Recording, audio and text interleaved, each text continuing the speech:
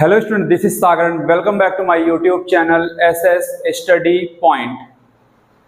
So student, आज के इस वीडियो में हम करने वाले हैं क्लास 10th चैप्टर 2 इलेक्ट्रिसिटी, जिसमें हम पढ़ेंगे टाइप ऑफ सर्किट के बारे में, ओम्स लॉ के बारे में और भी कई सारी चीजें हैं जो हम इस वीडियो में कवर करने वाले हैं। तो लास्ट तक बने रहेगा इस वीडियो में, तभी आपको चीजें समझ में आएंगी। और जिसने पहला पार्ट अभी तक नहीं देखा है, लिंक डिस्क्रिप्शन में है, वहां से जाके आप देख सकते हैं। सो बिना देर की हम स्टार्ट करते हैं। सेशन जो सबसे पहला टॉपिक हम पढ़ने वाले हैं वो हम पढ़ने वाले हैं सर्किट। क्लियर? क्या पढ़ने वाले बच्चे? हम आज सबसे पहले जो टॉपिक हम पढ़ने वाले हैं वो हम पढ़ने वाले हैं सर्किट। तो देखो बच्चों, सर्किट क्या होता है? सर्किट एक क्लोज्ड पाथवे होता है जिसके थ्रू हमारा इलेक्ट्रॉन क्या करता है? फ्लो करता है। जिसके थ्रू हमारा इलेक्ट्रॉन क्या करता है? फ्लो करता है। तो अगर आपसे कोई पूछता है भाई कि सर्किट है क्या, तो सर्किट आप लिख सकते हो कि it is a closed pathway for a electron flow, और we can say for a flow of electron. Clear? अच्छा, सेकंड चीज बच्चों की, अगर आपके पास पेन पेपर नहीं है तो आप पेन पेपर लेके बैठ जाओ। कुछ चीजें मैं बोर्ड पे लिखूंगा, कुछ चीजें मैं ओरली में बोल रहा हूँ, वर्बली में बोल रहा हूँ, उसको आप नोट डाउन करते रहना, जो कि आपके लिए बहुत ही ज्यादा इंपॉर्टेंट होने वाला आपके बोर्ड एग्जाम के लिए। राइट? तो सिंपल देखो, यहाँ पे अगर मैं बात करूं कि भाई सर्किट क्या है, तो circuit means it is a closed pathway, it is a closed pathway for a flow of electron, for a flow of electron. Clear? It is a closed pathway for a flow of electron. अब देखो कि अगर हम circuit में बात करें बच्चे, तो यहाँ पे इलेक्ट्रॉन कब फ्लो करेगा इस सर्किट के अंदर? तो इलेक्ट्रॉन फ्लो करने के लिए सबसे पहले तो हमें यहाँ पे एक सेल या फिर हमें एक बैटरी लगानी पड़ेगी जो इस सर्किट में एनर्जी देने का काम करेगा। राइट? तो सर्किट में हम क्या लगाएंगे बच्चे? सबसे पहले तो हम यहाँ पे एक हम मान लेते हैं कि एक हम सर्किट अब यहाँ पे बनाने जा रहे हैं। तो यहाँ पे मान लें कि हमने यहाँ पे एक सेल कह लो, अगर हमारे पास ऐसा कुछ सिंबल है तो आपको ये क्या रहेगा? ये सेल रहेगा। अगर हमने यहाँ पे ऐसा लगा दिया तो क्या बन जाएगा बच्चे? बैटरी बन जाएगा। ये इसका पॉजिटिव टर्मिनल, तो ये क्या होता है? नेगेटिव टर्मिनल होता है। राइट? अभी यहाँ पे स्क्रीन पे कुछ आपको इमेज दिख रहा होगा जिसमें नंबर ऑफ सिंबल्स होंगे, और वो सिंबल किस चीज के सिंबल हैं, किस पर्पस के लिए यूज होते हैं, वो सारी चीजें आपको यहाँ पे एक टेबल के थ्रू दिख रहा होगा। राइट? तो देखो यहाँ पे कि हमें सर्किट में क्या एक सेल या एक बैटरी लगाने की जरूरत पड़ेगी, एक एनर्जी देने की जरूरत पड़ेगी ताकि इलेक्ट्रॉन हमारा क्या करे? फ्लो करे। राइट? दूसरी चीज हम यहाँ पे क्या देखते हैं बच्चे कि यहाँ पे जब एनर्जी मीन्स एनर्जी हमें यहाँ पे सर्किट में मिलने लग जाएगा, तो इस सर्किट में कितना करंट फ्लो कर रहा है, उस करंट को मेजर करने के लिए बच्चे यहाँ पे हम क्या यूज करते हैं? अमीटर हम यहाँ पे यूज करते हैं। क्या हम यूज करते हैं? यहाँ पे अमीटर यूज करते हैं। राइट? अब इस सर्किट में हमारे पास क्या होगा? एक रेजिस्टेंस भी होगा। एक क्या होगा बच्चे? रेजिस्टेंस भी होगा। या मान लो कि अभी फिलहाल के लिए मैंने यहाँ पे क्या लगा दिया? एक यहाँ पे हमने बल्ब लगा दिया, एक हमने यहाँ पे क्या लगा दिया बच्चे? बल्ब लगा दिया। राइट? अच्छा, यहाँ पे हम देखते हैं कि भाई इस पॉइंट के क्रॉस कितना पोटेंशियल डिफरेंस है, कितना पोटेंशियल यहाँ पे है। तो पोटेंशियल और पोटेंशियल डिफरेंस मैंने पहले वीडियो में बता रखा है, तो पहले आप उसको देख लें। मैंने पहले भी बताया, तो आपको ज्यादा बेटर समझ में आएगा। राइट? तो पोटेंशियल डिफरेंस को मेजर करने के लिए या पोटेंशियल को मेजर करने के लिए हम यहाँ पे क्या लगाते हैं? वोल्ट मीटर लगाते हैं। और वोल्ट मीटर, ध्यान रखना बच्चे कि वोल्ट मीटर हमेशा पैरेलल में कनेक्ट होता है। राइट? पहले वीडियो में मैंने अमीटर के बारे में बता रखा था कि अमीटर हमेशा सर्किट में सीरीज में कनेक्ट होगा। जो वोल्ट मीटर होता है बच्चे, वो हमेशा पैरेलल में कनेक्ट होगा। अब देखो, इसके अलावा हमारे पास कीज भी होंगे यहाँ पे। इसके अलावा हमारे पास क्या बच्चे? यहाँ पे कीज भी लगे होंगे, है ना? तो ये हमारा क्या है? की का सिंबल है। और ये जो डॉट लगा हुआ है, ये चीज बता रहा है भाई कि ये हमारा क्या है? क्लोज्ड सर्किट है। हमारा की क्या है? यहाँ पे ऑन है। की हमारा क्या है? ऑन है। राइट? तो ये हमारा क्या होगा बच्चे? बैटरी हो गया। ये हमारा क्या हो गया? बैटरी हो गया। ये हमारा क्या हो गया? की हो गया। ये हमारा क्या है? अमीटर है। ये वोल्ट मीटर। ये हमारा क्या है? बल्ब है। और भी जो भी नेसेसरी एलिमेंट्स या नेसेसरी जो ऑब्जेक्ट्स रहेंगे वो हम एज पर रिक्वायरमेंट हम क्या करते हैं बच्चे, सर्किट में कनेक्ट करते हैं। फिलहाल एक बेसिक ये सर्किट डायग्राम है, राइट, इसी को हम क्या कहते हैं बच्चे, सर्किट कहते हैं। तो सर्किट क्या है, एक क्लोज्ड पाथ, जैसे हम की को ऑन करते हैं यानी कि एक क्लोज्ड पाथ बन जाता है। तो एक क्लोज्ड पाथ है for a flow of electron, जैसे ही की को ऑन करेंगे ये क्लोज होगा और इलेक्ट्रॉन का फ्लो होना स्टार्ट हो जाएगा, राइट, इलेक्ट्रॉन का फ्लो होना स्टार्ट हो जाएगा। अब देखो अगर हम बात करें यहाँ पे, तो सर्किट हमारे दो टाइप के होते हैं। सर्किट हमारे दो टाइप के होते हैं, एक होता है हमारा ओपन सर्किट बेटा, दूसरा क्या होता है, क्लोज्ड सर्किट होता है। अगर यहीं पे हम बात करें टाइप ऑफ सर्किट के बारे में, अगर हम यहाँ पे बात करें टाइप ऑफ सर्किट के बारे में, अगर हम यहाँ पे बात करें टाइप ऑफ सर्किट के बारे में, तो सर्किट हमारा दो टाइप का होता है बच्चे। एक तो हमारा क्या होता है, ओपन सर्किट होता है, और दूसरा क्या होता है, क्लोज्ड सर्किट होता है। ओपन सर्किट होता है, दूसरा क्या होता है, क्लोज्ड सर्किट होता है, राइट। तो मैं इसी सर्किट को मैं दोबारा से मैं यहाँ पे एक बार ड्रॉ करने जा रहा हूँ। देखो यहाँ पे मैंने क्या लगा दिया, एक बल्ब लगा दिया। अभी मैं यहाँ पे अमीटर एंड वोल्टमीटर कनेक्ट नहीं कर रहा हूँ, जस्ट मैं आपको यहाँ पे ये दिखाने की कोशिश कर रहा हूँ कि ओपन सर्किट किसे कहते हैं एंड क्लोज सर्किट हमें कैसा दिखाई देगा, राइट। तो देखो यहाँ पे हमने क्या लगा दिया, एक बैटरी यहाँ पे हमने लगा दिया, यहाँ पे हमने एक की लगा दिया, और यहाँ पे देखो ये जो की है यहाँ पे इस बीच में इस टाइप से डॉट नहीं लगा हुआ है, इस टाइप से यहाँ पे एक डॉट नहीं लगा हुआ, राइट। तो अगर यहाँ पे डॉट नहीं लगा हुआ, इट मीन्स कि ये हमारा क्या है, ओपन सर्किट है। और अगर सर्किट हमारा ओपन है तो उसमें इलेक्ट्रॉन का फ्लो नहीं होगा, फ्लो ऑफ इलेक्ट्रॉन क्या हो जाएगा, रुक जाएगा, राइट। क्लोज्ड सर्किट अगर हम बात करें तो एज इट इज, ऊपर वाला जो डायग्राम आपको दिख रहा है वो एक क्लोज्ड सर्किट का है। ऊपर वाला जो डायग्राम आपको दिख रहा है बच्चे वो एक क्लोज्ड सर्किट का। तो ये हमने एक बैटरी लगा दिया। अब अगर मैं इस की के बीच में अगर मैं यहाँ पे एक डॉट लगा दूं बच्चे, तो ये हमारा क्या बन जाएगा, एक क्लोज्ड सर्किट बन जाएगा। हमारा क्या बन जाएगा, एक क्लोज्ड सर्किट बन जाएगा। और जब ये हमारा क्लोज्ड सर्किट बन जाएगा तो इसमें इलेक्ट्रॉन का फ्लो क्या हो जाएगा, स्टार्ट हो जाएगा, राइट। तो टाइप ऑफ सर्किट हमारे दो टाइप के होते हैं, open circuit and closed circuit. Open circuit में क्या रहेगा, की हमारा ऑफ रहेगा, अगर यहाँ पे कोई डॉट नहीं बना हुआ यानी कि की हमारा क्या है, ऑफ है। तो अगर की ऑफ है तो करंट का यहाँ पे मींस इलेक्ट्रॉन का फ्लो नहीं होगा। दूसरा क्या, क्लोज्ड सर्किट जिसमें की हमारा अगर डॉट लगा बीच में यानी कि की हमारा ऑन है, और इसका मतलब क्या है कि इस सर्किट में हमारा इलेक्ट्रॉन का फ्लो हो रहा होगा, राइट। जल्दी से इसको नोट डाउन करो। फिर हम बढ़ते हैं अपने नेक्स्ट टॉपिक की तरफ, और नेक्स्ट टॉपिक इतना ज्यादा इंपॉर्टेंट है, मींस आप कह सकते हो कि जो नेक्स्ट टॉपिक है वो इलेक्ट्रिसिटी का जान है, वो एक बैकबोन है इलेक्ट्रिसिटी का। तो जल्दी से उसको नोट डाउन करो, देन हम करते हैं अपने उस इंपॉर्टेंट टॉपिक को। स्टूडेंट जो हमारा नेक्स्ट एंड इंपॉर्टेंट टॉपिक जिसको भी मैंने बताया कि भाई कि ये क्या बैकबोन है हमारे इलेक्ट्रिसिटी का, जान है हमारी इलेक्ट्रिसिटी का, वो टॉपिक है ओम्स लॉ। वो टॉपिक क्या बच्चे, ओम्स लॉ। क्या बच्चे, वो टॉपिक ओम्स लॉ सबसे ज्यादा इंपॉर्टेंट और सबसे ज्यादा मीन्स क्वेश्चन पूछा जाता है, वो इसी टॉपिक पे पूछा जाता है। तो देखो बच्चे, ओम्स लॉ है क्या। कई सारे बच्चे इसमें कंफ्यूज रहते हैं, उनको ये लगता है कि सर समझ में नहीं आ रहा ओम्स लॉ क्या है, उसका कॉन्सेप्ट क्या है, ये सारी चीजें वो समझ नहीं पाते इजीली। बट आज मैं आप लोग को इतने इजी लैंग्वेज में बताने वाला हूँ कि ओम्स लॉ फिर आपको कभी भूलेगा नहीं। क्लियर। अब देखो ओम्स लॉ में सबसे पहले तो हमें बताया किसके बारे में गया, क्या बताया गया ओम्स लॉ में। तो जैसे मान लो कि एक हमारे पास क्या है, एक कंडक्टिंग वायर है, एक कंडक्टिंग वायर है और ये से क्या है, दो एंड है, राइट।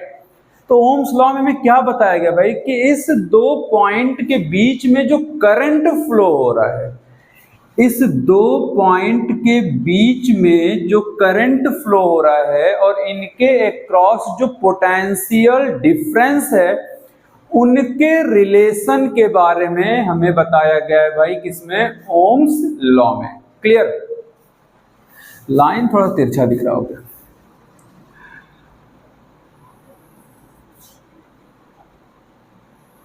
देखो तो बच्चे ओम्स लॉ में हमें किसके बारे में बताया गया कि ये जो हमारे पास कंडक्टिंग वायर है, कंडक्टिंग वायर का ये जो दो पॉइंट है, इनके बीच में जो करंट फ्लो हो रहा है और इनके अक्रॉस जो पोटेंशियल डिफरेंस है उसके रिलेशन के बारे में बताया गया है, किसमें?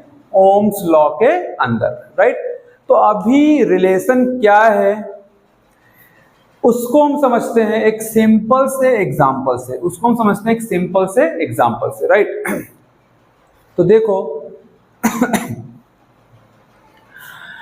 मान लो कि ये हमारे पास एक टैंक है, मान लेते हैं भाई ये हमारे पास क्या एक टैंक है या कोई भी बर्तन है मान लेते हैं, और यहाँ पे क्या पूरा वाटर यहाँ पे पूरा भरा हुआ है, वाटर यहाँ पे क्या है पूरा भरा हुआ है, राइट। यहाँ पे क्या है पूरा वाटर भरा हुआ है। अब यहाँ पे ना मैं थोड़ा सा मिस एक फॉर बेटर अंडरस्टैंडिंग में यहाँ पे इसको एक 3 पार्ट में मैं क्या कर दे रहा हूँ, डिवाइड कर दे रहा हूँ। मान लो कि एक पार्ट हमारा ये ऊपर वाला पार्ट हो गया, दूसरा हमारा ये बीच वाला हो गया, और ये हमारा क्या हो गया तीसरा पार्ट हो गया, ये हमारा नीचे वाला क्या हो गया तीसरा पार्ट हो गया। बस एक जस्ट फॉर अंडरस्टैंडिंग, अदरवाइज पूरा क्या भरा हुआ पानी भरा हुआ, राइट। मैंने इसको फ्लोर वाइज डिवाइड कर दिया ताकि आपको अच्छे से समझ में आए।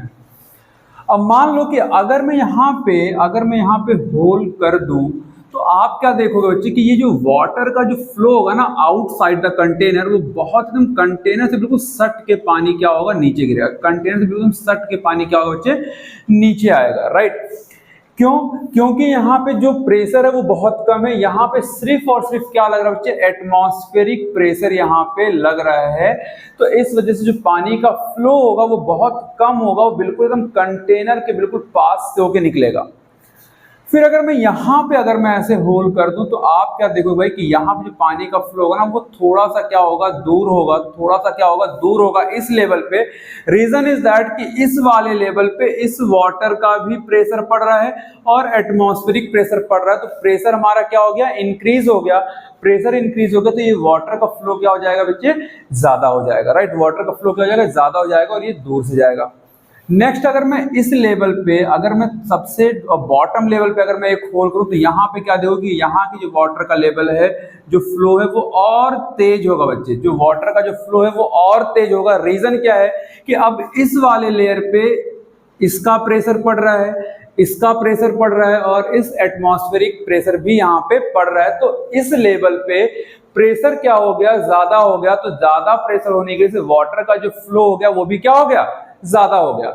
तो मतलब इस फिगर में हम क्या देख पा रहे बच्चे कि जो फ्लो ऑफ वाटर है, जो फ्लो ऑफ वाटर है ना बच्चे, वो डायरेक्टली प्रोपोर्शनल किसके प्रेशर के, वो डायरेक्टली प्रोपोर्शनल किसके बच्चे प्रेशर के, राइट। डायरेक्टली प्रोपोर्शनल किसके प्रेशर के, यानी कि प्रेशर हम जितना ज्यादा बढ़ा रहे हैं फ्लो ऑफ वाटर का और उतना ज्यादा बढ़ रहा है। तो बस अब यही सेम चीज हम यहाँ पे कहाँ लेके आ जाएंगे बच्चे ओम्स लॉ में लेके आ जाएंगे। मीन्स आप कह सकते हो कि ओम्स लॉ में क्या बताएगा, इस वाटर को आप रिप्लेस कर दो करंट से, इस वाटर को आप रिप्लेस कर दो बच्चा किससे करंट से, और इस प्रेशर को आप रिप्लेस कर दो, इस प्रेशर को आप रिप्लेस कर दो पोटेंशियल डिफरेंस से। किससे बच्चे पोटेंशियल डिफरेंस से, इसको आप रिप्लेस कर दो पोटेंशियल डिफरेंस से। तो ओम्स लॉ में हमें क्या बताया गया भाई कि जो फ्लो ऑफ करंट होगा वो डिपेंड करेगा, वो डायरेक्टली प्रोपोर्शनल होगा पोटेंशियल डिफरेंस के। यानी कि अगर हमारा पोटेंशियल डिफरेंस 2 पॉइंट के अक्रॉस कम होगा तो करंट हमारा कम फ्लो करेगा। अगर पोटेंशियल डिफरेंस हम मान लो ज्यादा कर दे रहे हैं तो करंट हमारा ज्यादा फ्लो करेगा। पोटेंशियल डिफरेंस ये जो लाइन में यहाँ पे बना रहा हूँ इसका मतलब क्या है बच्चे कि यहाँ पे मान लो कि अगर मैं 2 वोल्ट का बैटरी कनेक्ट कर दूं या सेल कनेक्ट कर दूं, यहाँ पे मान लो मैं 6 वोल्ट की बैटरी या सेल कनेक्ट कर दूं, यहाँ पे मान लो मैंने 20 वोल्ट का मैंने बैटरी या सेल कनेक्ट कर दिया, तो जितना ज्यादा पोटेंशियल डिफरेंस होगा करंट हमारा उतना ज्यादा फ्लो करेगा, राइट। तो बच्चे ओम्स लॉ में क्या बताया गया, ओम्स लॉ में क्या बताया गया बच्चे, ओम्स लॉ में क्या बताया गया कि भाई जो फ्लो ऑफ करंट है, जो फ्लो ऑफ करंट है वो डायरेक्टली प्रोपोर्शनल होता है किसके बच्चे पोटेंशियल डिफरेंस के। किसके होता है बच्चे पोटेंशियल डिफरेंस के, डायरेक्टली प्रोपोर्शनल होता है पोटेंशियल डिफरेंस के, राइट। जिसको हम कहते हैं क्या, I is directly proportional to V। Correct form यही है, बट बुक्स में, अधिकतर बुक्स में सिर्फ इजिली समझाने के लिए क्या यूज कर रखा है उन्होंने, क्या यूज कर रखा है कि V is directly proportional to I, V is directly proportional to I। Clear? तो ये टोटली रॉन्ग है, ये टोटली रॉन्ग है, बट समझाने के लिए ठीक है, लिख रखा है, ठीक है, बट करेक्ट वे हमारा कौन सा है, ये वाला है। अब देखो ये गलत क्यों है, ये यहाँ पे क्या कहना चाह रहा है कि जो पोटेंशियल डिफरेंस है वो करंट के डायरेक्टली प्रोपोर्शनल, मींस करंट पे वो डिपेंड कर रहा है। तो भाई पोटेंशियल डिफरेंस जब हम बैटरी लगाएंगे तभी ना हमारा करंट फ्लो होगा, जब हम बैटरी लगाएंगे ही नहीं तो करंट कहां से फ्लो होगा, यानी कि हमने बैटरी लगाया तब करंट फ्लो होना स्टार्ट हुआ। अब कितने वोल्ट की हम बैटरी लगाएंगे उसके अकॉर्डिंग हमारा करंट फ्लो करेगा। तो इट मींस कि करंट हमारा डिपेंड कर रहा है किस पे, पोटेंशियल डिफरेंस पे, ना कि पोटेंशियल डिफरेंस डिपेंड कर रहा है किस पे, करंट पे, राइट। बट समझने के लिए हमें दे दिया गया है। अब देखो अगर हम इसके अकॉर्डिंग अगर देखें, मींस बुक के अकॉर्डिंग, तो V, जब ये हम प्रोपोर्शनैलिटी सिंबल हटाते हैं बच्चों तो यहाँ पे एक कांस्टेंट आ जाता है R, that is proportionality constant. लेकिन यही चीज जब हम यहाँ पे प्रोपोर्शनैलिटी सिंबल हटाते हैं तो ये R की जगह में क्या मिल जाता है बच्चे, 1/R मिल जाता है। R की जगह क्या मिल जाता है, 1/R मिल जाता है, इंटू क्या मिल जाता है, V मिल जाता है। तो यहाँ पे 1/R हमारा क्या हो गया, प्रोपोर्शनैलिटी कांस्टेंट हो गया। देखो आएगा यही चीज बच्चे, ये यहां से जाएगा इधर मल्टीप्लाई करेगा तो V is equal to IR हो जाएगा, और यहां भी हमें क्या मिल रहा है, V is equal to IR मिल रहा है, राइट। तो करेक्ट वे तो ये है, बट बुक्स में हमें दे रखा है तो दोनों में से हम कोई भी यहाँ पे लिख सकते हैं। मैं यहाँ पे लिख दे रहा हूं कि आप दोनों में से कोई भी आप लिख सकते हैं, क्लियर। बट रीजन मैंने बता दिया कि क्यों ये गलत होता है। तो अब देखो ये जो हमारे पास एक फॉर्मूला आ गया क्या, कि V is equal to IR, clear.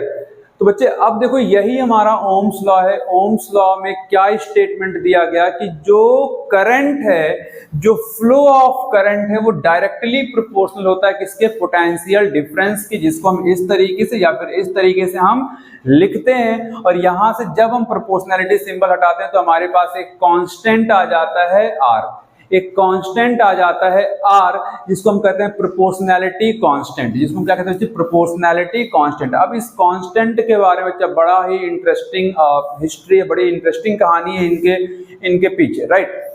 अब देखो अगर मैं इनको बोल रहा हूँ बच्चा, अगर मैं इस R को मैं बोल रहा हूँ भाई कि ये क्या है, एक प्रोपोर्शनैलिटी कांस्टेंट है, ये क्या होता है, एक प्रोपोर्शनैलिटी क्या है, कांस्टेंट है। कांस्टेंट मतलब क्या, कि कोई फिक्स वैल्यू होगी। तो जितने भी हमारे डिफरेंट कंडक्टिंग मटेरियल होंगे, मान लो हमने कॉपर ले लिया, हमने सिल्वर ले लिया, हमने आयरन ले लिया, हमने एल्युमिनियम ले लिया, मीन्स डिफरेंट अगर हम कंडक्टिंग मटेरियल लेंगे, कंडक्टर लेंगे, तो हर कंडक्टर का अपना डिफरेंट एक कांस्टेंट वैल्यू होगी, कुछ चीजें होंगी, और उसी को हम क्या बोलते हैं, रेजिस्टेंस बोलते हैं। इसी को हम क्या बोलते हैं, रेजिस्टेंस बोलते हैं। क्या बोलते हैं चीज को हम, रेजिस्टेंस बोलते हैं। तो रेजिस्टेंस देखो, इसी को क्या बोलते हैं, रेजिस्टेंस बोलते हैं। तो रेजिस्टेंस मीन्स हर एक वायर का, हर एक कंडक्टिंग वायर का, हर एक कंडक्टिंग मटेरियल का अपना एक फिक्स्ड रेजिस्टेंस होगा। कॉपर का कुछ अलग होगा, आयरन का कुछ अलग होगा, सिल्वर का कुछ अलग होगा, राइट। तो हर एक कंडक्टिंग मटेरियल का अपना एक रेजिस्टेंस होता है, एक फिक्स्ड रेजिस्टेंस होता है। इस वजह से इसको हम क्या बोल देते हैं, कांस्टेंट बोल देते हैं, राइट। इसको हम क्या बोलते हैं बच्चे, कांस्टेंट बोल देते हैं। अब देखो रेजिस्टेंस है क्या, अगर हम बात करें यहाँ पे रेजिस्टेंस की, तो देखो रेजिस्टेंस है क्या, रेजिस्टेंस है क्या, ये क्या करता है भाई, फ्लो ऑफ करंट का अपोज करता है। यानी कि अगर किसी भी कंडक्टिंग वायर में, अगर किसी भी कंडक्टिंग वायर में करंट अगर हमारा फ्लो कर रहा है तो उस करंट के फ्लो को क्या करेगा, ये रजिस्ट करता है, अपोज करता है, उस फ्लो ऑफ करंट को रोकने का काम करता है, राइट। और ये है बहुत इंपॉर्टेंट बच्चे, ये हमारे सर्किट के लिए बहुत ही इंपॉर्टेंट पार्ट है, बहुत ही इंपॉर्टेंट पार्ट, राइट। तो देखो रेजिस्टेंस है क्या बच्चे, रेजिस्टेंस है क्या, मैं यहाँ पे मेंशन कर दे रहा हूँ, रेजिस्टेंस है क्या, ये क्या करता है, रजिस्ट करता है किसका, फ्लो ऑफ करंट का। ये क्या करता है, रजिस्ट करता है, मीन्स कह लो आप अपोज करता है ना, अपोज करता है किसका, अपोज करता है किसका, अपोज करता है फ्लो ऑफ करंट का, किसका, फ्लो ऑफ करंट का क्या करता है बच्चे, अपोज करता है, फ्लो ऑफ करंट का क्या करता है बच्चे, अपोज करता है। तो रेजिस्टेंस क्या करता है, फ्लो ऑफ करंट का अपोज करता है, राइट। करंट को बहने से रोकता है, करंट को फ्लो होने से रोकता है। जैसे हम जब चल रहे होते हैं तो फ्रिक्शन क्या करता है, हमारे मोशन का क्या करता है, रजिस्ट करता है, हमारे मोशन का अपोज करता है। तो वैसे ही करंट जब फ्लो कर रहा होता है तो उसका क्या करता है, ये अपोज करता है, राइट। तो रेजिस्टेंस क्या हमारे कांस्टेंट है, और ये हर एक कंडक्टिंग मटेरियल का, प्रैक्टिकली अगर हम बात करें तो कोई भी कंडक्टिंग मटेरियल रेजिस्टेंस फ्री नहीं है। हर एक कंडक्टिंग मटेरियल के पास अपना एक रेजिस्टेंस है, राइट। ये हो सकता है कि किसी कंडक्टिंग मटेरियल का रेजिस्टेंस कम हो, किसी कंडक्टिंग मटेरियल का रेजिस्टेंस क्या हो, ज्यादा हो, राइट। चलो तो इसको जल्दी से आप नोट डाउन करो बच्चे। एक बार मैं वापस में रिकैप करा दे रहा हूं, ओम्स लॉ क्या होता है। ओम्स लॉ में पहले किसके बारे में बताया गया कि अगर हमारे पास ये जो दो पॉइंट हैं, दो पॉइंट के बीच में जो करंट फ्लो कर रहा है और उनके बीच का जो पोटेंशियल डिफरेंस है, उसके रिलेशन के बारे में बताया गया, राइट। और वो रिलेशन क्या था कि जो फ्लो ऑफ करंट है वो डायरेक्टली प्रोपोर्शनल होता है पोटेंशियल डिफरेंस के, यही हमारा ओम्स लॉ होता है। इसको हम या तो I is proportional to V लिख सकते हैं या V is proportional to I लिख सकते हैं। जब प्रोपोर्शनैलिटी सिंबल हटता है तो वहां पे एक कांस्टेंट आता है, और वो कांस्टेंट क्या है, R है। R हमारा क्या है, प्रोपोर्शनैलिटी कांस्टेंट है। और इसी प्रोपोर्शनैलिटी कांस्टेंट को, इसी R को हम बच्चे क्या बोलते हैं, रेजिस्टेंस बोलते हैं। क्या बोलते हैं बच्चे, रेजिस्टेंस बोलते हैं, राइट। और रेजिस्टेंस बोलते हैं, अगर हम इसके यूनिट की अगर हम बात करें बच्चा, तो इसका जो यूनिट होता है, इसका जो यूनिट होता है ना, वो होता है ओम, OHM, ओम होता है, जिसको हम इस सिंबल से इंडिकेट करते हैं, जिसको हम इस सिंबल से क्या करते हैं बच्चे, इंडिकेट करते हैं, राइट। हर कंडक्टिंग वायर का रेजिस्टेंस अलग अलग होगा। कोई भी कंडक्टिंग वायर रेजिस्टेंस फ्री नहीं होगा प्रैक्टिकली, राइट।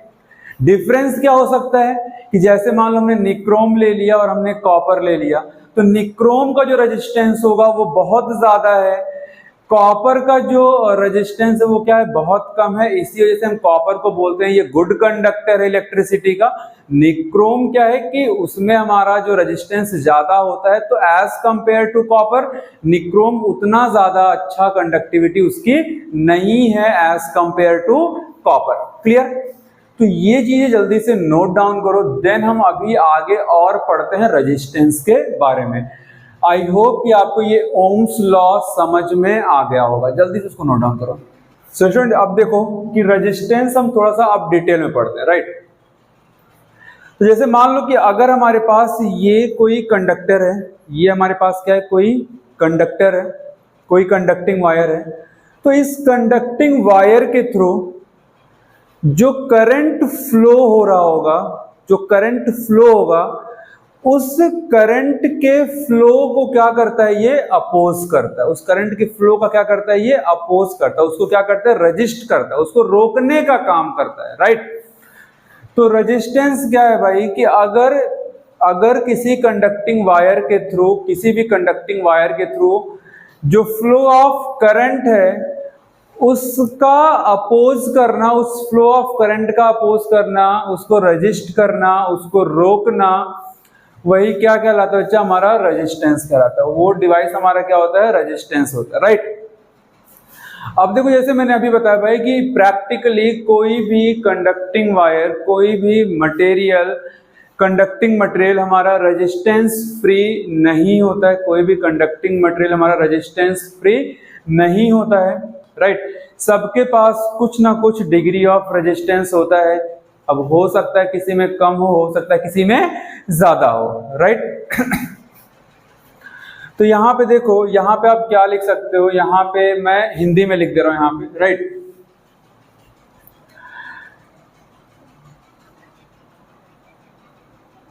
कंडक्टिंग वायर के through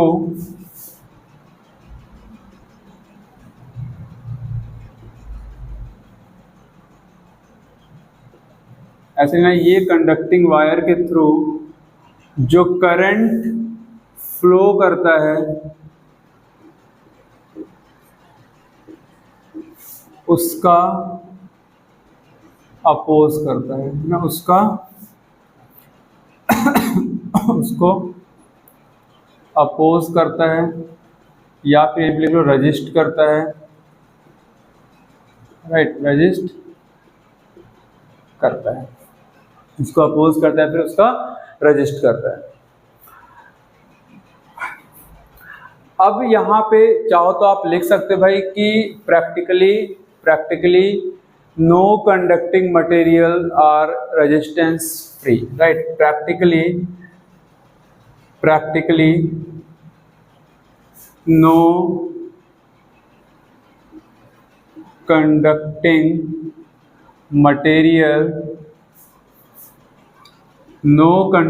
materials are resistance free, clear.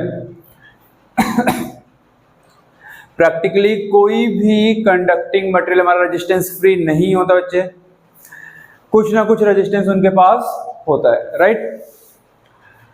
चलो अब अगर हम इसके यूनिट की बात करें, देखो जब भी मैं यूनिट की बात करूंगा तो यानी कि एसआई यूनिट की बात कर रहा हूं, तो इसका जो एसआई यूनिट होता है वो होता है ओम, जिसको हम इस सिंबल से क्या करते हैं, इंडिकेट करते हैं। इस सिंबल से हम क्या करते हैं, इंडिकेट करते हैं, राइट।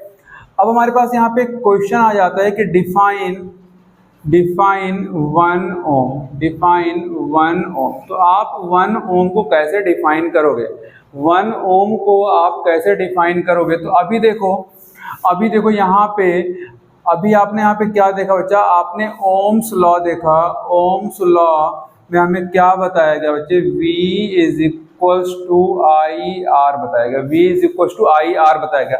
अब मान लो कि अगर मैं यहाँ से R निकालूं तो क्या हो जाएगा, V अपॉन आई हो जाएगा, राइट। R इक्वल्स टू कितना जाएगा बच्चे, V अपॉन आई हो जाएगा। अब मान लो कि कह रहा है कि अगर 1 ओम हमारा क्या होता है, तो अगर मैं बोल दूं भाई कि यहाँ पे 1 वोल्ट है और यहाँ पे क्या है 1 एम्पियर है, 1 वोल्ट और क्या है 1 एम्पियर, वही क्या कहलाएगा, 1 ओम कहलाएगा। अब देखो इसको आप डिफाइन कैसे करोगे। मान लो कि ये हमारे पास क्या है, कंडक्टिंग वायर है, ये हमारे पास एक कंडक्टिंग वायर है, इस कंडक्टिंग वायर के ये 2 पॉइंट हैं, राइट। तो अगर मैं कहूं कि भाई अगर इस कंडक्टिंग वायर के पॉइंट के अक्रॉस, इन दोनों पॉइंट के अक्रॉस अगर हमारा पोटेंशियल डिफरेंस कितना है, 1 वोल्ट का है, और अगर इसमें 1 एम्पियर का करंट फ्लो कर रहा है, राइट। अगर इस कंडक्टिंग वायर में मींस इस पॉइंट के बीच 1 एम्पियर का करंट फ्लो हो रहा है, और अगर इनके अक्रॉस 1 वोल्ट का पोटेंशियल डिफरेंस है, तो उसी को हम क्या कह देंगे बच्चा, 1 एम्पियर कह देंगे। उसी को क्या कह देंगे, 1 ओम कह देंगे। उसी को क्या कह देंगे बच्चे, 1 ओम कह देंगे। मैं वापस में रिपीट कर रहा हूं कि इस कंडक्टिंग वायर के थ्रू अगर 1 एम्पियर का करंट फ्लो कर रहा है और इनके बीच, इन पॉइंट्स के अक्रॉस 1 वोल्ट का पोटेंशियल डिफरेंस है, तो उसी को हम क्या बोल देंगे, 1 ओम कह देंगे। उसी को क्या बोल देंगे बच्चे, 1 ओम कह देंगे, राइट। जल्दी से इसको नोट डाउन करो, देन हम पढ़ते हैं नेक्स्ट टॉपिक की तरफ। सो स्टूडेंट, जो हमारा नेक्स्ट टॉपिक है वो है वेरिएबल रेजिस्टेंस, या इसी को हम रिहोस्टेट बोलते हैं। इसी को क्या बोलते हैं बच्चे, हम रिहोस्टेट बोलते हैं, राइट। स्क्रीन पे आपको इमेज आ रहा होगा कि रिहोस्टेट दिखता कैसा है। अब देखो बच्चे, वेरिएबल रेजिस्टेंस या फिर रिहोस्टेट जो कंपोनेंट है, इसका यूज हम कब करते हैं, तो जैसे मान लो कि मैं कोई प्रैक्टिकल कर रहा हूं, राइट। मान लो कि कभी कभी जब हम प्रैक्टिकल करते हैं तो हमें क्या होता है, अपने नीड के अकॉर्डिंग जो अमाउंट ऑफ करंट है या जो फ्लो ऑफ करंट है उसको कम या ज्यादा करना पड़ता है, पोटेंशियल डिफरेंस को बिना चेंज किए, राइट।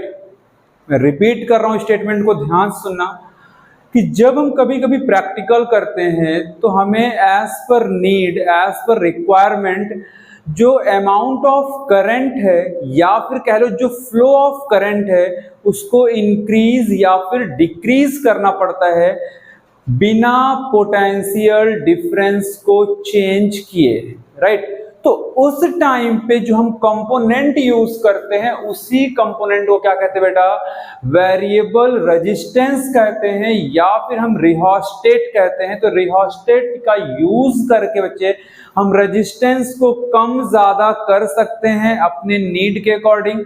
अगर हम रेजिस्टेंस कम करेंगे तो फ्लो ऑफ करंट या अमाउंट ऑफ करंट इंक्रीज हो जाएगा। अगर हम रेजिस्टेंस को बढ़ाएंगे तो जो फ्लो ऑफ करंट है वो क्या हो जाएगा बच्चे, डिक्रीज हो जाएगा, राइट। अब देखो यहाँ पे इनवर्स रिलेशन चल रहा है। रीजन क्या है कि हमने ओम्स लॉ में क्या पढ़ा था, V is equals to I R, और अगर आप देखोगे तो I इज इक्वल्स टू क्या होता है बच्चे, V अपॉन R होता है। मीन्स R को हमने इधर ट्रांसफर कर दिया और हमें यहाँ पे एक चीज क्या देखने को मिल रहा है कि जो I होता है मीन्स जो करंट होता है वो इनवर्सली प्रोपोर्शनल टू किसके होता है, रेजिस्टेंस के होता है। इनवर्सली प्रोपोर्शनल किसके होता है, रेजिस्टेंस के होता है। तो ये इंपॉर्टेंट एक चीज है, ये एक चीज हमारे पास क्या है कि इंपॉर्टेंट एक चीज है कि जो करंट होता है वो रेजिस्टेंस के इनवर्सली प्रोपोर्शनल होता है। मीन्स कि अगर हम रेजिस्टेंस को इंक्रीज करेंगे तो करंट हमारा डिक्रीज हो जाएगा, अगर हम रेजिस्टेंस को डिक्रीज करेंगे तो करंट हमारा क्या हो जाएगा बच्चे, इंक्रीज हो जाएगा। करंट क्या हो जाएगा, इंक्रीज हो जाएगा, राइट। सॉरी, इसको आप कहीं नोट डाउन कर लो। तो वेरिएबल रेजिस्टेंस बच्चे हम इसी के लिए यूज करते हैं, रिहोस्टेट हम इसी के लिए यूज करते हैं कि रिहोस्टेट जो कंपोनेंट हमारे पास है इसका यूज करके हम अपने नीड के अकॉर्डिंग रेजिस्टेंस को कम ज्यादा कर सकते हैं। अगर हम रेजिस्टेंस ज्यादा करेंगे मीन्स हमें जो फ्लो ऑफ करंट है, जो अमाउंट ऑफ करंट है वो हमें कम चाहिए किसी सर्किट में, तो हम रिहोस्टेट के थ्रू रेजिस्टेंस को क्या कर देंगे बच्चे, बढ़ा देंगे। रेजिस्टेंस को बढ़ाएंगे, करंट हमारा क्या हो जाएगा, कम हो जाएगा। अगर किसी सर्किट में हमें करंट ज्यादा चाहिए, अमाउंट ऑफ करंट ज्यादा चाहिए, तो हम रिहोस्टेट का यूज करके रेजिस्टेंस को क्या कर देंगे बच्चे, कम कर देंगे। रेजिस्टेंस को कम करेंगे तो करंट हमारा क्या हो जाएगा, इंक्रीज हो जाएगा, राइट। और इसी को हम क्या कहते हैं, उस कंपोनेंट को हम क्या कहते हैं बच्चे, वेरिएबल रेजिस्टेंस कहते हैं या फिर रिहोस्टेट कहते हैं। तो आई होप कि आपको ये समझ में आ गया होगा, राइट। आई होप कि आपको ये चीज समझ में आ गया होगा। इसको कहीं पे आप नोट डाउन कर लो, इसको कहीं पे आप नोट करके आप लिख लो, इसको आप कहीं पे नोट कर लो, इंपॉर्टेंट है, नोट कर लो, ये इंपॉर्टेंट है, राइट। नोट कर लो, ये क्या है, इंपॉर्टेंट है। इसको भी अपने वर्ड में आप लिख लेना, इसको भी अपने वर्ड में लिख लेना कि जब हमें फ्लो ऑफ करंट को इंक्रीज या डिक्रीज करना होता है पोटेंशियल डिफरेंस को चेंज किए बिना, पोटेंशियल डिफरेंस को बिना चेंज किए जब हमें कभी करंट को इंक्रीज या डिक्रीज करना होता है तो उस केस में हम जो कंपोनेंट यूज करते हैं उसी कंपोनेंट को हम वेरिएबल रेजिस्टेंस कहते हैं या फिर रिहोस्टेट कहते हैं, राइट। इसको अपने वर्ड में आप नोट डाउन कर लेना, जल्दी से इसको लिखो, फिर हम करते हैं एक न्यूमेरिकल। सो स्टूडेंट यहां पे हमारे पास दो बहुत ही बेसिक न्यूमेरिकल है which is based on Ohm's law, right.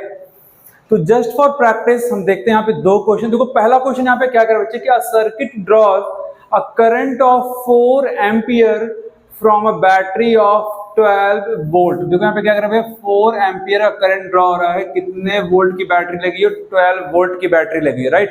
कह रहा है calculate the resistance of the circuit.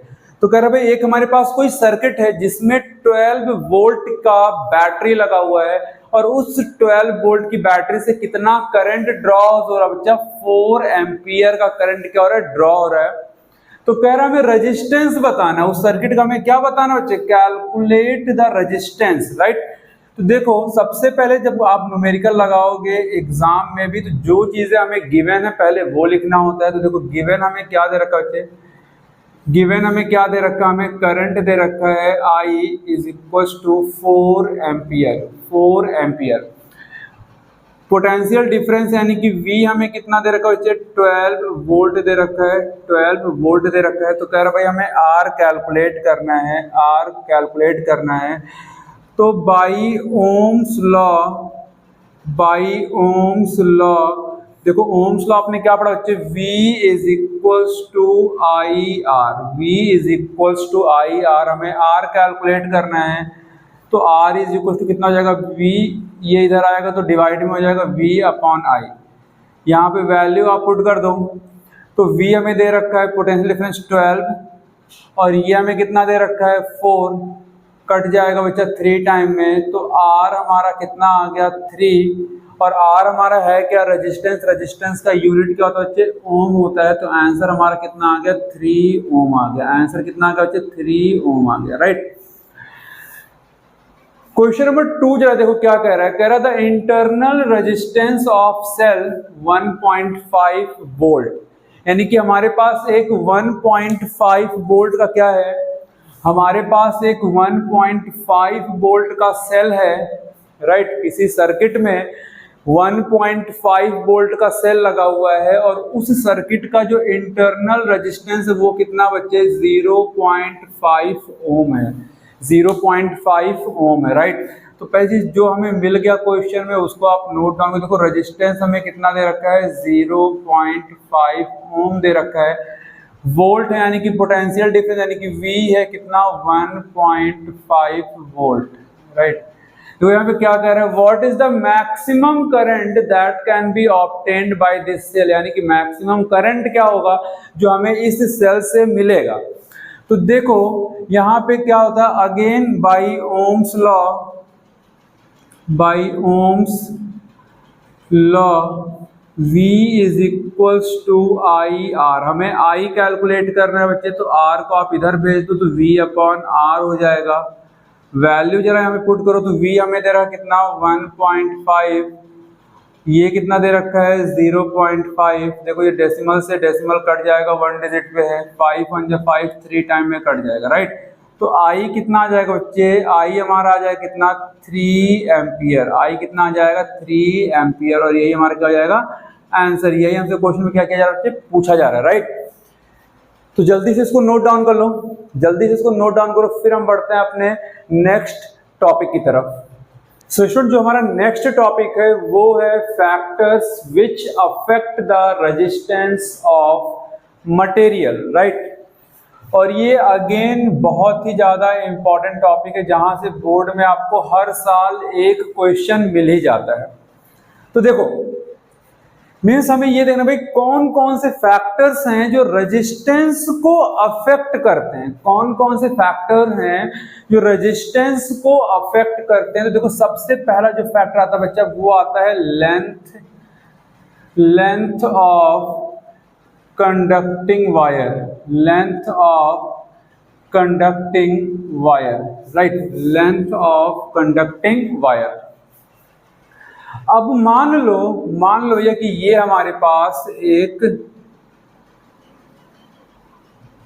सड़क है, एक सड़क है यहाँ पे, राइट, जिसका लेंथ हमारा ये है, ये टूटा फूटा है पूरा, एकदम टूटा फूटा भैया सड़क है, ये एकदम पूरा क्या है टूटा फूटा क्या है सड़क है, बहुत टूटा फूटा सड़क है।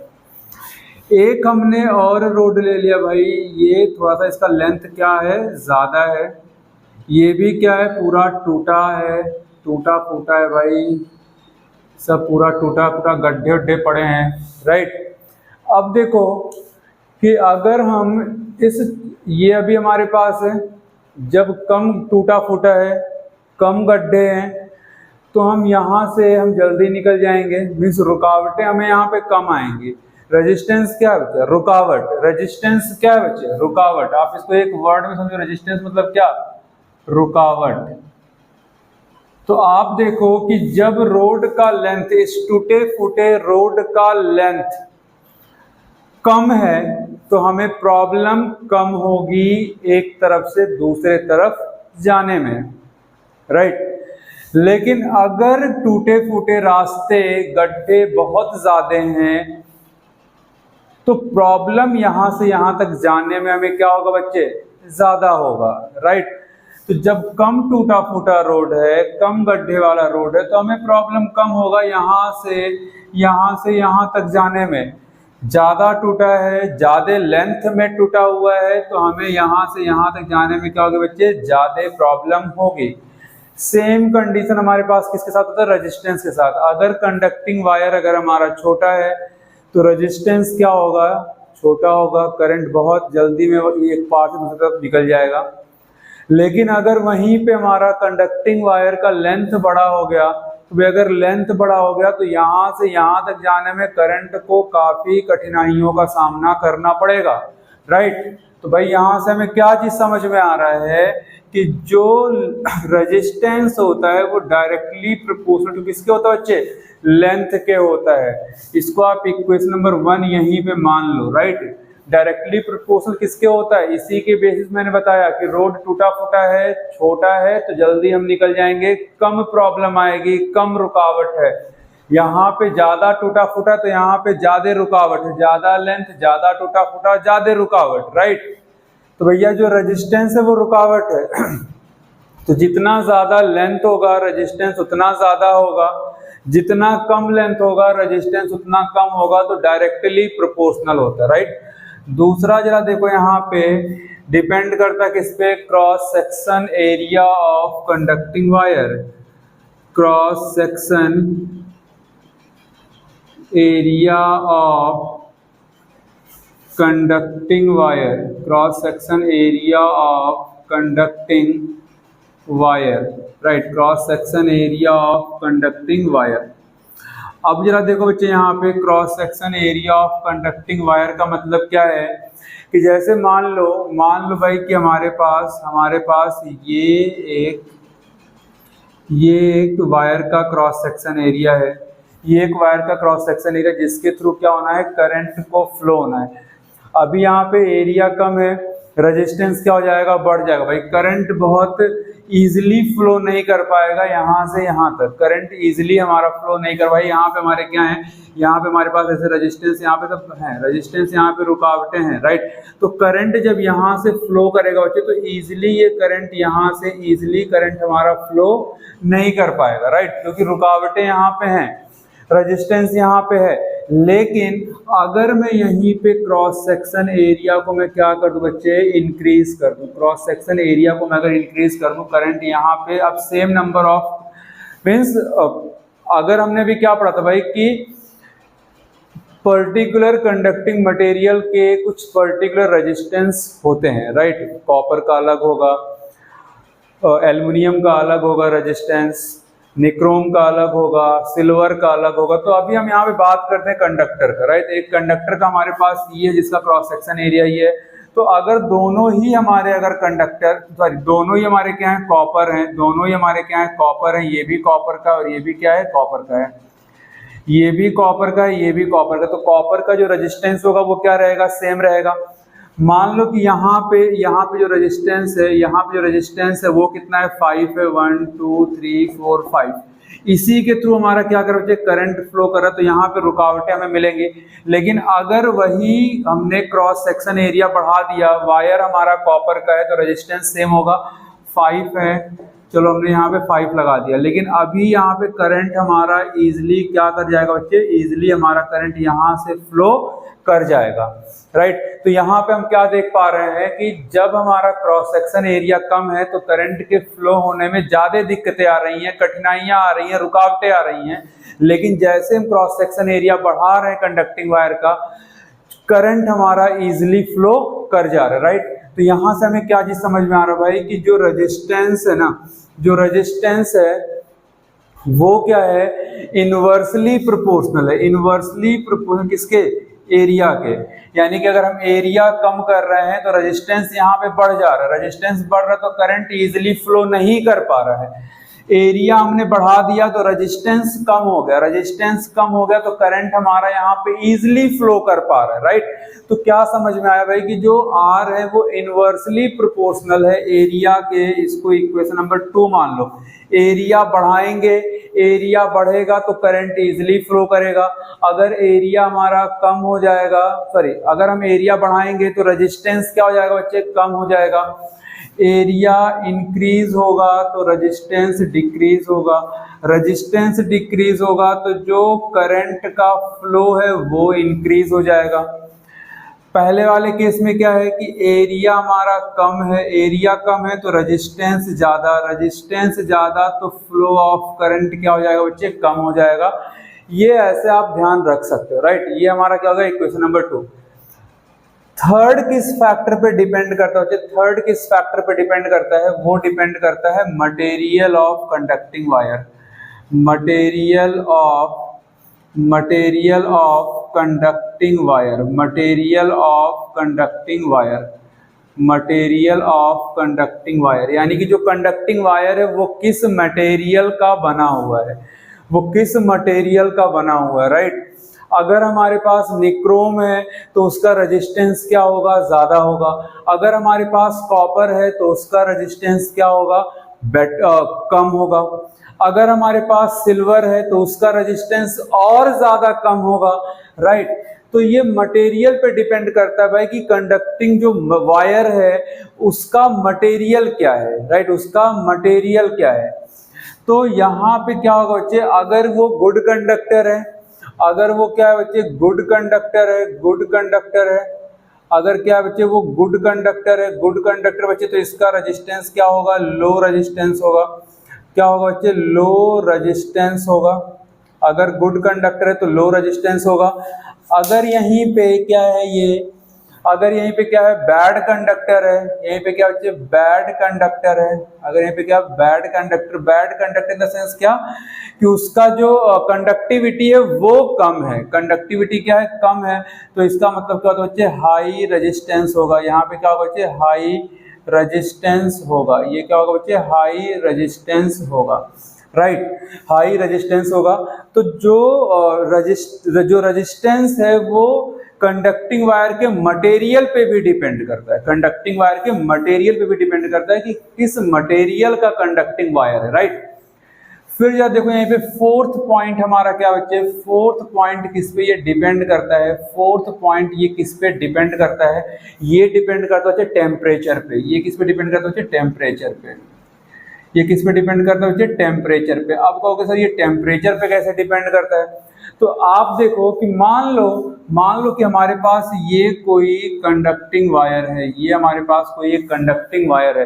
अब ये अगर कंडक्टिंग वायर है बच्चे तो यहाँ पे क्या होंगे, इलेक्ट्रॉन्स होंगे। यहाँ पे क्या होंगे बच्चे, इलेक्ट्रॉन्स होंगे। यहाँ पे क्या होंगे बच्चे, फ्री इलेक्ट्रॉन्स होंगे कि नहीं होंगे, फ्री इलेक्ट्रॉन्स होंगे कि नहीं होंगे, यहाँ पे फ्री इलेक्ट्रॉन्स होंगे। अब जैसे यहाँ पे हम टेम्परेचर को क्या करेंगे, इंक्रीज करेंगे। जैसे ही यहाँ पे टेम्परेचर को क्या करेंगे, इंक्रीज करेंगे, तो जैसे ही टेम्परेचर इंक्रीज होगा तो इनका जो मूवमेंट होगा वो बहुत तेजी से होना स्टार्ट हो जाएगा। यानी कि फ्री इलेक्ट्रॉन तो अभी मूव कर ही रहे हैं, लेकिन जैसे ही टेम्परेचर हम यहाँ पे इंक्रीज करेंगे इनके बीच जो मूवमेंट है वो बहुत तेज हो जाएगा, रेडिली इंक्रीज हो जाएगा। और जब इनका मूवमेंट इंक्रीज होगा तो इनके बीच कोलिजन होने की जो प्रोबेबिलिटी है वो क्या हो जाएगी, बढ़ जाएगी, राइट। और जब कोलिजन होने की प्रोबेबिलिटी बढ़ जाएगी बच्चों तो यहाँ पे करंट हमारा इजिली फ्लो नहीं कर पाएगा, करंट हमारा इजिली फ्लो नहीं कर पाएगा। तो देखो, लेकिन यहाँ पे जो कंडीशन बच्चा, ये फॉर ऑल प्योर मेटल के लिए है, ये फॉर ऑल प्योर मेटल के लिए बच्चे। ये जो कंडीशन मैं बता रहा हूँ ये सिर्फ और सिर्फ प्योर मेटल के लिए है, सिर्फ और सिर्फ प्योर मेटल के लिए है, कंडक्टिंग वायर के लिए, प्योर मेटल के कंडक्टिंग वायर के लिए है कि अगर हम टेम्परेचर इंक्रीज करेंगे तो इनके बीच जो ये इलेक्ट्रॉन्स हैं, फ्री इलेक्ट्रॉन्स, इनके बीच कोलिजन की जो प्रोबेबिलिटी है वो बढ़ जाएगी। कोलिजन की प्रोबेबिलिटी बढ़ेगी बच्चे तो रेजिस्टेंस हमारा बढ़ जाएगा और करंट का जो फ्लो होगा वो कम हो जाएगा। तो देखो यहाँ पे जो रेजिस्टेंस है वो डायरेक्टली प्रोपोर्शनल टू टेम्परेचर है, डायरेक्टली प्रोपोर्शनल टू क्या बच्चे, टेम्परेचर है। यहाँ पे जो रेजिस्टेंस है वो डायरेक्टली प्रोपोर्शनल टू क्या है, टेम्परेचर है। टेम्परेचर बढ़ाएंगे तो रेजिस्टेंस बढ़ जाएगा, टेम्परेचर कम करेंगे तो रेजिस्टेंस क्या हो जाएगा, कम हो जाएगा। लेकिन हर कंडीशन के लिए नहीं होगा, ये सिर्फ और सिर्फ प्योर मेटल के लिए होगा बच्चे। किसके लिए होगा बच्चे, प्योर मेटल के लिए होगा। अगर यहीं पे हमारे पास इलेक्ट्रोलाइट है, अगर यहीं पे हमारे पास सेमीकंडक्टर है तो वहां पे केस हमारा अलग हो जाता है, राइट। तो फिलहाल हमें जो पढ़ना है यहाँ पे वो प्योर मेटल के लिए पढ़ना है। तो प्योर मेटल के लिए क्या होगा कि अगर हम टेम्परेचर बढ़ाएंगे तो रेजिस्टेंस बढ़ जाएगा, टेम्परेचर कम करेंगे तो रेजिस्टेंस कम हो जाएगा, राइट। जल्दी से इसको नोट डाउन करो। फिर जो मैंने यहाँ पे दो इक्वेशन बना रखा है उस पे क्या होता है वो चीजें हम यहाँ पे देखते हैं। जल्दी से इसको नोट डाउन करो।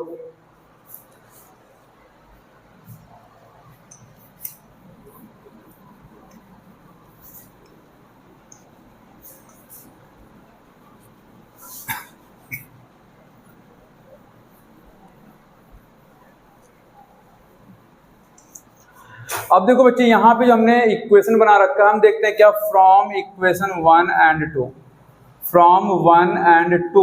तो 1 एंड 2 से हमें क्या पता चल भाई कि जो r है वो डायरेक्टली प्रोपोर्शनल टू लेंथ है and inversely proportional to area है, राइट। अब देखो बच्चे यहाँ पे कि जब हम जब यहाँ पे प्रोपोर्शनैलिटी सिंबल हटता है तो यहाँ पे कांस्टेंट आ जाता है, प्रोपोर्शनैलिटी कांस्टेंट, और उस प्रोपोर्शनैलिटी कांस्टेंट को बच्चे हम रो से इंडिकेट करते हैं। ये रो का क्या है सिंबल, और ये हो जाएगा L अपॉन ए, ये क्या बच्चे L अपॉन ए, राइट। ये हमारा क्या है, इस सिंबल का नाम क्या बच्चे, रो, RH O, राइट। ये चीज हमारे पास आ जाएगा। और ये हमारा क्या है, प्रोपोर्शनैलिटी कांस्टेंट है, ये हमारा क्या प्रोपोर्शनैलिटी कांस्टेंट है। और इसी प्रोपोर्शनैलिटी कांस्टेंट को बच्चे हम बोलते हैं रेजिस्टिविटी। इसी को क्या बोलते हैं बच्चे, रेजिस्टिविटी।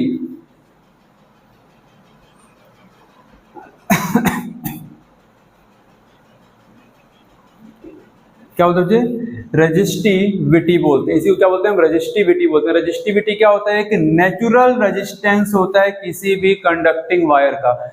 जैसे अभी हम क्या पढ़ रहे हैं कि जो हम एनर्जी दे रहे हैं, हम सप्लाई दे रहे हैं वोल्टेज का बैटरी के थ्रू या सेल के थ्रू, तो इलेक्ट्रॉन का फ्लो होना स्टार्ट हो रहा है। लेकिन जब तक हम बैटरी नहीं दे रहे भाई, तब भी तो हमारे इलेक्ट्रॉन इसके अंदर जो फ्री इलेक्ट्रॉन है किसी भी कंडक्टिंग वायर के अंदर, जैसे मान लो कि यहाँ पे अभी हमने सोर्स नहीं दे रखा है, यहाँ पे कोई भी एनर्जी का सोर्स नहीं है, कोई भी पोटेंशियल डिफरेंस नहीं है, right.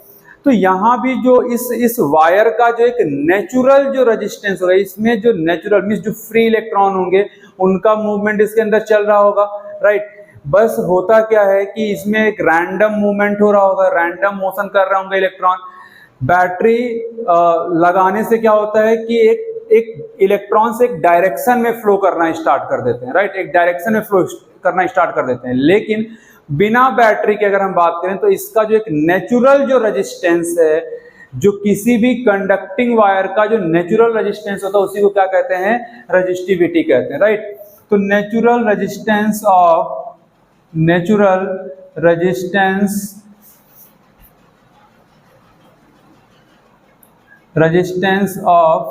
conducting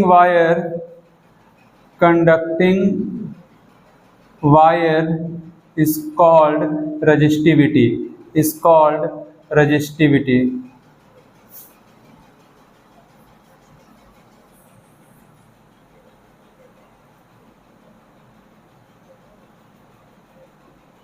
resistivity, right. Natural resistance of conducting wire is called resistivity, यानी कि इसका जो नेचुरल जो रेजिस्टेंस है उसी को हम क्या कहते हैं, रेजिस्टिविटी कहते हैं। अब देखो बच्चा, रेजिस्टिविटी है क्या, कि अगर हमें यहाँ से रेजिस्टिविटी कैलकुलेट करना तो आप देखो ये डिवाइड में तरह के क्या हो जाएगा, मल्टीप्लाई हो जाएगा, तो ये जाएगा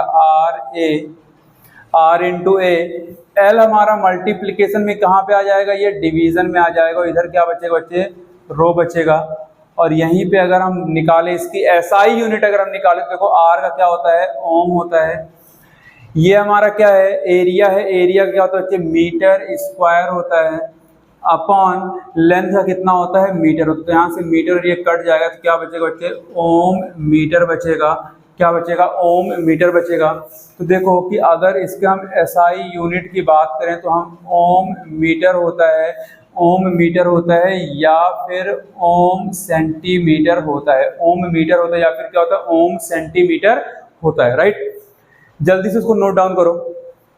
तो बच्चों आज की इस वीडियो में बस इतना ही। आई होप कि आपको वीडियो अच्छे से समझ में आया होगा। अगर आपको वीडियो समझ में आया तो वीडियो को ज़्यादा से ज़्यादा शेयर कीजिए, लाइक कीजिए और कमेंट करना ना भूलें।